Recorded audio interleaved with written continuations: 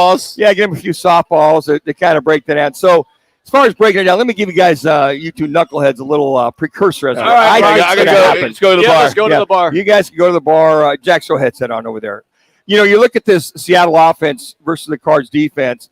We're talking about Geno Smith, probably the greatest surprise, not the greatest, one of the best surprises in the National Football League. One of the best surprises.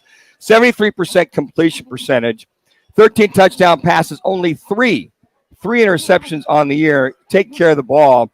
And then as far as running guys, he averages over 4.5 yards per carry. So when he runs, he is very effective. But he has been sacked 19 times, averaging close to 3 per game.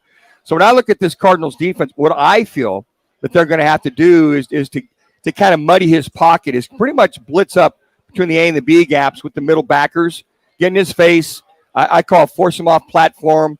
If you're going to get him outside the pocket, force him to run or throw the ball away. But the Cardinals got to do that early and often. They got to do the blitzes and stunts and challenge him. If he burns you early, okay, then maybe you back off just a little bit. That's the one thing when I look at Geno Smith, because the guy's very accurate. He's extremely got great timing, great anticipation. So for a guy who's been playing, almost 10 years now, he's learned a lot. And I think this has always been there with Geno Smith. Now he's just getting his opportunity to show everybody. You talked about Kenny Walker, the third, Rock, 461 yards rushing. Here's the huge key. He's averaging close to 5.5 yards per carry. Got the 5 touchdown passes. 74 yards is his longest. He's a home run hitter, and he's strong. He's the kind of guy that he can move the pile, he get to the outside. As a matter of fact, as I recollect, Byron Murphy, the junior, when he went around the edge for that 1 touchdown, Murphy was waving at him, was looking to try to bring him down. He went right by him. So what you have to do, if you're this Arizona Cardinals defense, you cannot allow him to get to the outside. You got to force him back to the inside. Or if you're going to force him to the outside, you got to string him to the 12th man, which is literally the sideline. We like to call the sideline, so he doesn't get those home run shots from the particular standpoint that this Cardinals team is going to do. So those are the things there when I look at with Geno and with Kenny Parker the third. Now, with DK Metcalf and that fine K-State alumnus, Tyler Lockett, and Marquise Goodwin, they average over 10 yards a catch. So they're not dinking and dunking. They're throwing the ball down the field. But only 8 touchdown catches between the 3 of them. Now, Disley, fine tight end, he has 3 touchdowns, but he also averages about 10 yards per catch. So the Cardinals secondary, they've got to keep this receiving core in front of them. They can't allow them to get down the field. And with the big body like Metcalf and Disley, they're going to utilize them in the red zone. They totally are. They're going to use their big bodies like basketball. They're going to pretty much wall off whoever the defender is. And if they're going to throw it into the end zone, they're going to put the ball high and away for those 2 big bodies to basically, take advantage of it. And you know what, guys? They're scoring points. Scored a lot of points, but they're scoring points. They're very effective in the red zone and moving the ball, but they're taking care of it. And where they're vulnerable is you got to put pressure on Geno. Those are some of the things I look at from that standpoint.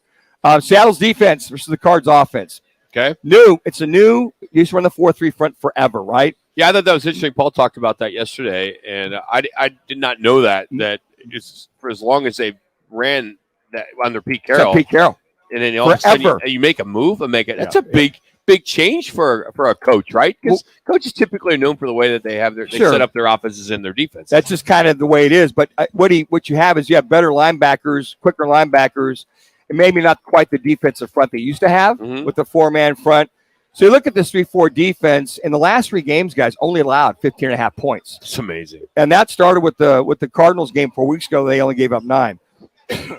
So you look at this. So the Cardinals offense has got to be very patient as far as moving the ball with this team. Now, here's what's interesting. This is what I do. Both weak side linebackers, Taylor, who's the outside linebacker, and Brooks, who's the weak inside backer, they're both questionable for this game. So my knowing that as a play caller, if they play, I would run at them very early to see how healthy they are or they're not. You can usually tell by the guy how they move, how they read, how they react. Who's going to run it? Well, I think that if we know if James Conner's we going to don't go. know. He's still game time decision. Can you make a call for him, Manuch? Because I really need to start him this week in my fantasy, going against the home record Kevin Rowe. I need. And I'm on a 4-game winning streak, and I really could use him. I've lost half my team to injury. I did too. That's why I'm like hoping James Conner's back. I don't have anybody to fill in. They gotta run the ball. Let me get right on that. I think it's going to be Eno. Make a call. Yeah, Eno and Graham, I think, are going to be the other combination. Okay. But I would run to that side. I'd set my lineman to go into the second level to try to pick those guys off. It's going to the left side. And also I would boot and waggle Kyler Murray to that way too, just to kind of see, how they react, how they read as far as getting your offense and making sure that things, if they're healthy, that's a good way. And then also, you look at some of the things Pete Carroll loves to bring the heat early on. I mean, he loves to bring the backers, the blitzes, and he's going to continue to do it unless you burn him. And this is where D-Hop and Robbie Anderson and Rondale Moore have got to break free. I don't care if you're hot, if it's a seam row, whatever. You got to burn him. You got to show, okay, we're not afraid of you blitzing and stunning, because if you don't, you continue to force Kyler out of the middle of the field and force him to the outside, they're winning. They're going to win that battle. And the other thing, too, is I think like the first drive we saw in Seattle, you got to focus on first and second down success. You have to stay, pretty much ahead of the chains. You got 3rd and 3, 3rd and 4, manageable third down, conversions.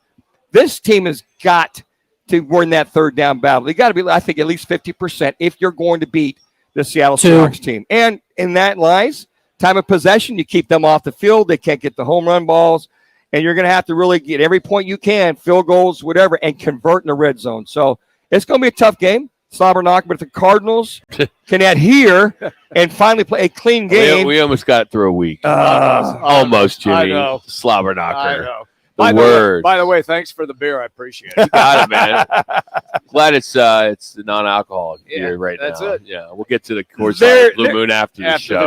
I got to tell you guys, if we continue to see play clock mismanagement, using all your timeouts before you have your last 2 drives of a half, having a delay game after coming out of a timeout, legal procedures, just the mental mistakes on and on and on. I got to tell you what, Cliff Kingsbury is going to either have to sit down and talk with his boys, or something's got to happen, because this can't continue week in and week out. I've never seen a 4-year coach with a 4-year quarterback and the experience to continually have these gaffes week in and week off. So hopefully if the Cardinals can play a clean game, stay focused, stay diligent, they should be able to win this game. Nice shot, Manuch. Want to get away?